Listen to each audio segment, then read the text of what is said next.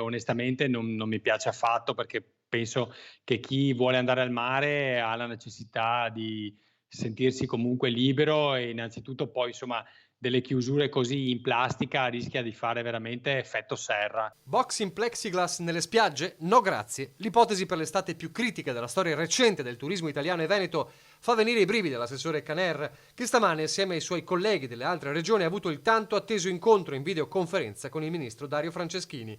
Dal Veneto il no alle gabbie in plastica e una proposta. Immagino per esempio che ci sia le file di ombrelloni molto meno, quindi uno spazio molto più ampio tra un ombrellone e l'altro. Aspetterei di vedere prima la situazione sanitaria qual è, prima di fare quelle progettazioni orribili e orrende che ho visto e pensare magari semplicemente a come fanno in Spagna, a togliere delle file di ombrelloni in verticale e in orizzontale, quindi lasciare molto più spazio tra una postazione e l'altra, e poi per esempio prevedere un servizio in spiaggia per la consegna che ne so, delle bibite, dei toast, dei gelati. Nel vertice di stamane la richiesta forte è avere linee guida chiare per muoversi tutti insieme, a partire dalla responsabilità di gestione degli operatori del settore e poi i cosiddetti incentivi per le vacanze delle famiglie. Noi abbiamo chiesto che sia una sorta di voucher in maniera tale che porti una liquidità immediata nei confronti dell'operatore che riceve questo voucher, no? Perché di fatto è una spesa,